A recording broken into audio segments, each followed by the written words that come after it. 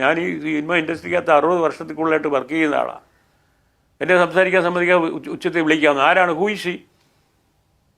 ആരോ ഒരു സ്ത്രീയെ അവർക്ക് അദ്ദേഹം ഇപ്പൊ പറഞ്ഞതോ SESനെ കുറിച്ച് ആ സ്പീച്ചിൽ പറഞ്ഞതോ ഒന്നും കേട്ടപ്പോൾ ഞാൻ ഞെട്ടിയുണ്ടായിരുന്നില്ല. കാരണം 2021 ONB ലിറ്റററി അവാർഡ് വൈരമുത്തുവിന് കൊടുത്തപ്പം അത് ഡിഫെൻഡ് ചെയ്ത ആളാണ് അടൂർ ഗോപാലകൃഷ്ണൻ. 17 വിമനാണ് അന്ന് മീറ്റു മൂവ്മെന്റിന്റെ പ്രകാരം സെക്ഷൽ അലിഗേഷൻസ് വൈരമുത്തുവിനെതിരെ കൊടുത്തിട്ടുണ്ടായിരുന്നതും സിംഗർ ചിന്മയ് അത് എക്സ്പോസ് ചെയ്തതും. ആ സമയത്ത് ഒരാളുടെ ക്യാരക്ടർ നോക്കിയല്ല അവരുടെ വർക്ക് നോക്കിയാണ് അവാർഡ് കൊടുക്കുന്നതെന്ന് പറഞ്ഞ് വൈരമുത്തുവിനെ ഡിഫെൻഡ് ചെയ്ത ആളാണ് അടൂർ ഗോപാലകൃഷ്ണൻ. ഇതൊക്കെ തന്നെ പ്രതീക്ഷിച്ചാൽ മതി.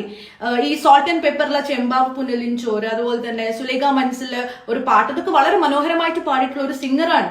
അവരറിയില്ല. ഓക്കെ, SC/STക്ക് ഈ ഇത്രയും പൈസ കൊടുക്കണ്ട സിനിമ പിടിക്കാൻ, അവർക്കൊക്കെ ട്രെയിനിങ് കൊടുക്കണം എന്ന് പറയുന്നതിന് പ്രകാരം പുതുതായി വരുന്ന ആളുകൾക്കൊക്കെ ട്രെയിനിങ് കൊടുക്കട്ടെ എന്ന് എന്തുകൊണ്ട് ഇദ്ദേഹം പറഞ്ഞില്ല? സോ പണ്ട് മുതലേ ചെയ്തിട്ടുള്ളതാണ്. ഈ ഉയർന്ന ജാതിക്കാരൊപ്പരെ ഇരിക്കുള്ളൂ, അതിനെ കുറിച്ച് സംസാരിക്കുള്ളൂ. സോ ഈ ഒരു സിംഗറെ കുറിച്ച് പറഞ്ഞപ്പോൾ എനിക്കത് ബോധ്യമായി. അതായത് അദ്ദേഹത്തിന്റെ കൂടെ ഇരിക്കാൻ കെൽപ്പില്ലാത്ത ആളാണ് അത്. അതാണ് അദ്ദേഹം ഉദ്ദേശിച്ചത്. I mean, this is so ridiculous.